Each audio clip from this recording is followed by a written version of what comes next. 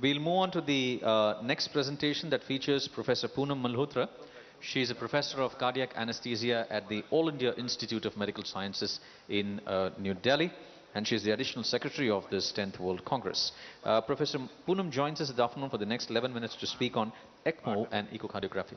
Professor Poonam Malhotra, please. Greetings from AIIMS, my alma mater, where I've been working for 17 years and learning more about cardiac anesthetists. So much of cardiac surgery is done, but something which is a dilemma is how to get your patient on ECMO right.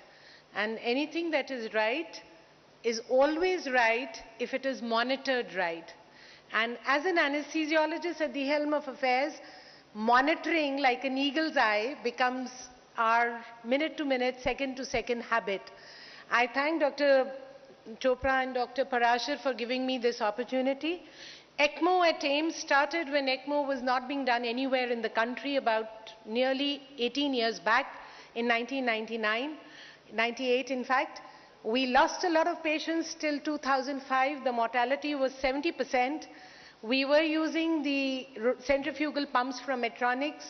Our patients were taking time to go on ECMO, and we were wondering why is there a mortality so high that putting a patient on ECMO means putting a patient back to God. So while this was going on, an integrated ECMO approach was started in the year 2006, wherein we decided beforehand where to put our patients on ECMO, how and when. And we made our ECMO pumps come through with the help of various industrial companies at very low cost. The Government of India gave good funds. Until 2015, we've had more than nearly 800 patients on ECMO. After 2006, 4 to 5 patients are put on ECMO. ECMO is on a weekly basis, and ECMO on a VA ECMO or a VV ECMO is something that is done. But being a cardiac anesthesiologist, all my experience is more with VA ECMO, but I'll be talking about both. So this is the big tubing, something that puts us very jittery inside the OR. Oh my God, so much of machinery and so many tubings and so much of blood. But this is something that is very well taken care of by a teamwork of perfusionists, surgeons, anesthesiologists and intensivists. VV ECMO is primarily used to provide adequate oxygenation and carbon dioxide removal in isolated refractory respiratory failure. So if you have the lungs failing, it's a veno-venous ECMO. If you have a heart failing, it's a low cardiac output, then a veno-arterial ECMO should be done. And this is the circuitry that we normally use. The circuitry consists of putting the patients on a VA ECMO, the main aorta or the carotid artery or the femoral artery as the main artery into which the oxygenated blood from the pump comes back. The membrane lung is the oxygenator, and this membrane lung is the survival for ECMO. In a veno-venous, only 2 veins are used.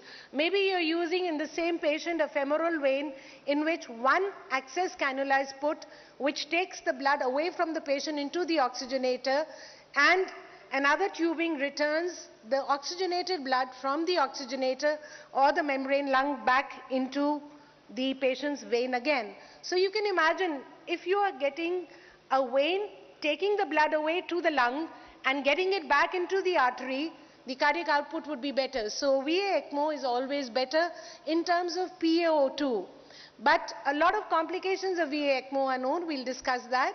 But VV ECMO is essentially good for all cases where you want a low cardiac output, and all these things can be compromised. It was Dr. Bartlett, I have Dr. Mullidhar, my colleague from cardiac anesthesia in Bangalore, who was very, very enthusiastic and lucky to have Dr. Bartlett with us in February this year at the Narayan Vidyalaya in Bangalore. He is known as the father of echocardiography. We personally met him. He was the one who started it in 1974. This patient still lives on. She had an ASD, and this patient is an alma mater, which says that ECMO, if done at the right time, in the right hands, with the right environment, will always be successful. So, as I said, for success, monitoring is important, and echo, which we are so much talking about, this is an echo forum. is the monitor like a stethoscope for ECMO.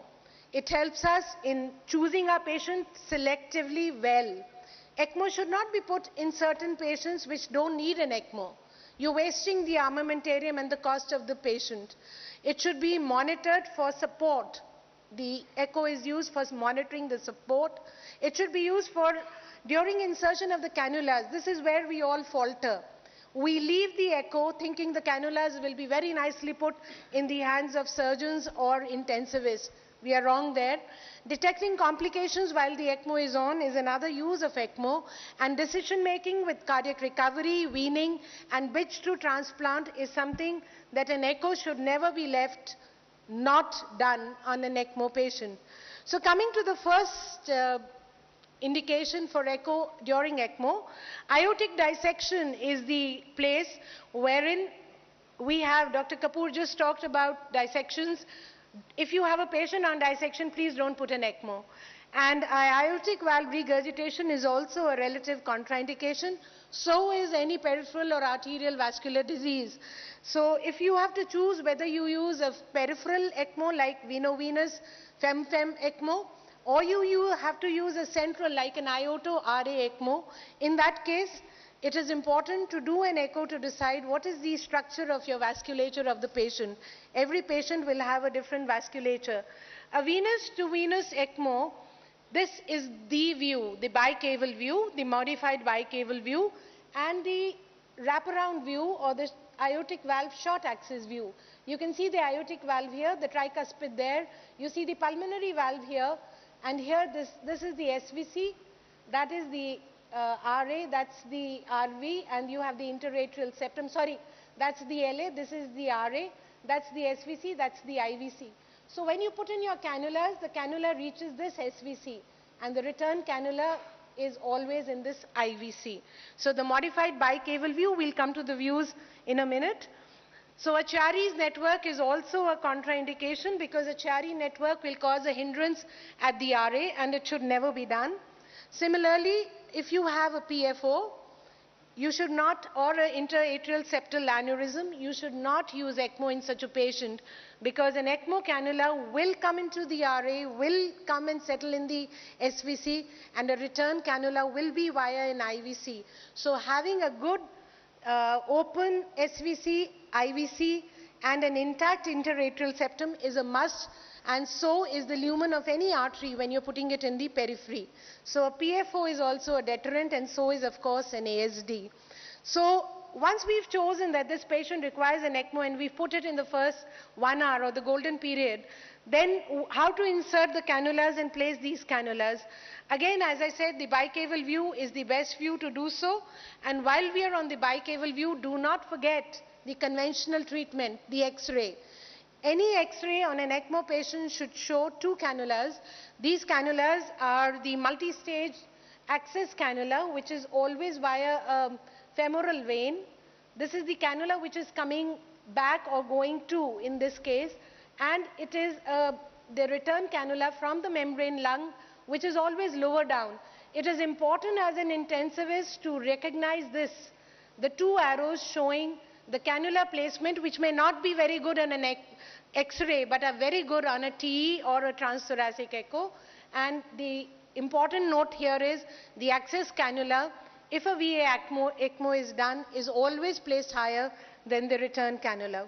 So while we are doing the insertion and the placement of the cannula, the upper esophageal aortic arch view on a 3D echo gives very good description about how far the, like an IABP guide wire is well seen just at the origin of the subclavian vein, subclavian artery, so also up to the placement of the subclavian artery on an upper esophageal view, you can very nicely see the guide wire placements.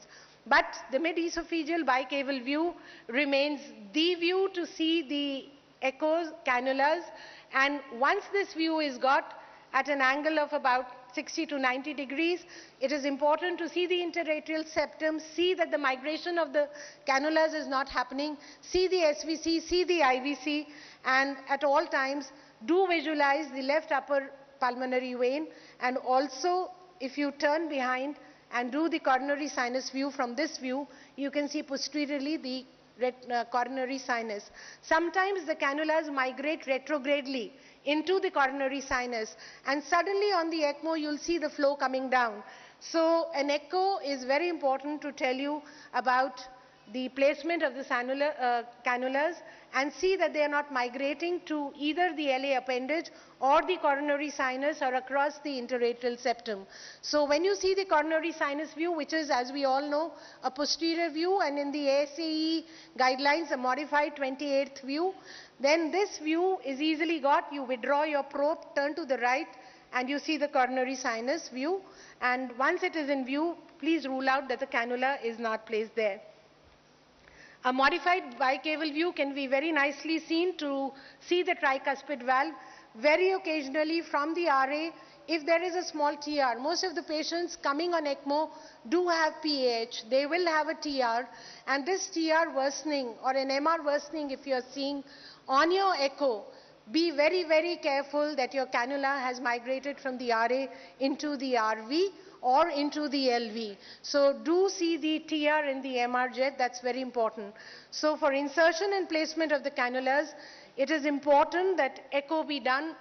We do it on a 4-hourly basis on all our patients. Right now, when I left, 3 patients in the ICU were very much on ECMO, and recirculation, inadequate blood flow, and myocardial injury are some of the things that you will very nicely see on these patients while on ECMO. The VA ECMO causes more recirculation. That's why in inexperienced hands, the VV ECMO is preferable. To monitor during the ECMO support, what happens during ECMO? There is insufficient loading of the LV. So the LV tends to distend. And any LV distension that you're seeing is going to decrease your ECMO flow. The cardiac output will be less, the cannulas may get blocked, and your ECMO will fail. So once that is happening, look out for any development of pulmonary congestion, any edema, any hemorrhage. Look out for LV distension. The size of the LV is a very big marker. Look out for any myocardial injury, which may happen due to these cannula migrations or recirculation setting in. The LV EDV is a very good marker which can be got easily on M mode. The myocardial contractility is the best marker. You can see the LV size, and the best marker is to see the opening of the aortic and the mitral valve. The aortic valve opening is very important because if this aorta is not opening, your cardiac output is nullified and the patient will die while on ECMO. So this is an example of a 15-year-old who was put on a peripheral VA ECMO, required a lot of IABP and inotropes, and this patient did well. So IABP, atrial septostomies, LV venting, anterograde flow versus a retrograde LV unloading are some of the things which, while the patient is on ECMO, an echo directs you to do. LV venting is very important. It's very easy to do an LV vent in a patient on ECMO. A balloon atrial septostomy can be easily done. What is important is to keep seeing the myocardial contractility at all points. And this myocardial contractility in a basal short axis transgastric basal short axis view is very good. Now, a veno-venous ECMO will give you a higher mixed venous oxygen saturation than a veno-arterial ECMO, because once you increase the mixed venous oxygen saturation, there is a decrease in PVR, which we want in these patients, and there is an increase in the oxygen content in the entire myocardium and the coronaries, which leads to an increase in the LVF. Now, I'm just finishing. Complications due to the circuitry of ECMO is very, very known. Thrombosis is the main cause. Thrombosis around the cannula sites can occur, and intraventricular thrombosis is well-known complication following an MI on ECMO, and peripheral ECMO and LV akinesis with echo should be ruled out in such patients. Similarly, a 3D echo, TE particularly, to see the opening of the aortic valve. Here you saw a thrombosed valve which was in sight on ECMO. The hepatic vein lower esophageal view to see the IVC diameter and the flow across the IVC is a very good view again while on echo to see that no recirculation is happening. And superior vena cava obstruction is a very common sign and a complication which should be ruled out while we are doing a bicaval view. So bleeding tamponade by seeing the fluid around the heart, the pericardium, and also on TE is another complication that should be ruled out. And HIT is very common, heparin-induced thrombocytopenic thrombosis. In this, all you need to do is step up your anticoagulants. And while you are doing the RA thrombus formation before cannula placement is the commonest cause of death on ECMO besides sepsis and bleeding. So this thrombus should be ruled out. Venous cars should never be enclosed, and systolic and diastolic MR worsening and TR worsening with aortic valve opening is some of a very simple thing on echo that you can do to have a very safe and a successful ECMO. You can put in a balloon atrial septostomy through the femoral vessels and see the balloon in position here. And this septostomy would cause the distension of LV and the LV venting to happen. So I conclude that severe RV dysfunction with worsening of TR, a severe LV dysfunction with a worsening of MR and inability to opening of the aortic valve, and normalization of the RV function when we are weaning from ECMO are some of the important uses of echo for ECMO support to be successful.